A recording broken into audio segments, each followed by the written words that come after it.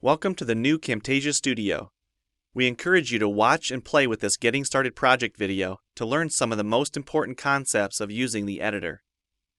If you want more in-depth tutorials that will walk you through the entire process of recording, editing, and sharing your videos, then please watch the Getting Started tutorials using this link under the Help menu. The editor is divided up into three main areas: the clip bin, the timeline, and the canvas. The canvas is where you see your video during playback and can move, resize, and reposition all media however you want. The timeline is where you assemble and edit your video. At the top of the timeline, tick marks represent time in terms of minutes and seconds. When building a video, you'll work in a horizontal manner, beginning from the left and moving sequentially through time toward the right. The tracks are layered on top of each other, so media you add on higher tracks is viewed on top of media on lower tracks in the canvas. For example, this callout is placed on top of the video track on the timeline, and therefore is on top of the screen video on the canvas.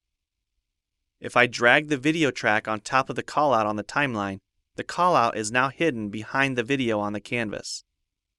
Use the zoom slider to magnify the view of the timeline.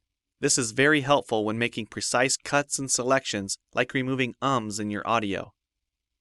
New media can be dragged and dropped on an existing track, or a new track is automatically created when media is dropped at this location at the top of the timeline.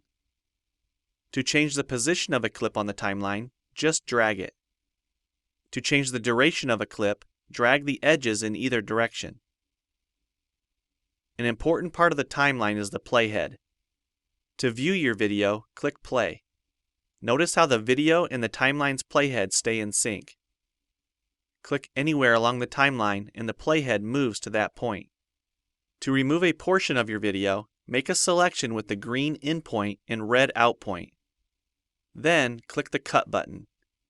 If you don't want media cut on a specific track, just click the lock icon. If you make a mistake while editing, press Ctrl-Z on the keyboard to undo, or choose Edit Undo. Double-click the playhead to deselect. Next, we'll look at the clip bin and the library. The clip bin holds recordings, audio files, images, and title slides being used in the project you're currently working on. The library stores video clips, intros, callouts, title slides, and other media assets you want to use from project to project. It is pre-populated with professional content you can use in your videos. You can download more media from our website by clicking this link. You'll find a lot more music, callouts, and animated titles to use in your projects, and it's all free. Once you find something you like this callout for example, just drag it to a track on the timeline and resize and reposition it as needed. Double-click the callout on the canvas to open the Callouts tab and edit the text, or change any of the text properties like color or size. You can find a number of other callouts to use in your projects by expanding the Shapes menu. You've probably noticed the video zooming in and out at times, for example here when it's zooming into the timeline. To learn more about adding and customizing zoom and pan animations to your video, check out the other Getting Started tutorials on our website. We've talked about some of the tabs already, but be sure to explore the others for adding and editing special effects. If they don't all show up as tabs, click on the More tab to explore others, like the speech-to-text capabilities and captions, and the improved quizzing. Also, transitions can now be dragged directly to the timeline and added on top of clips.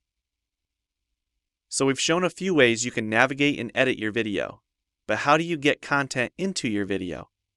To make a new screen recording, click the Record the Screen button. If you already have an audio or video recording you'd like to use, click the Import Media button.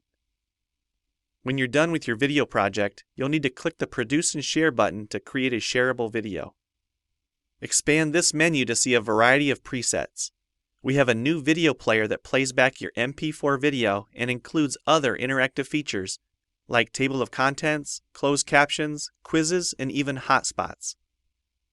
These features are available when hosting your video on TechSmithScreencast.com or the video and player on your own web server.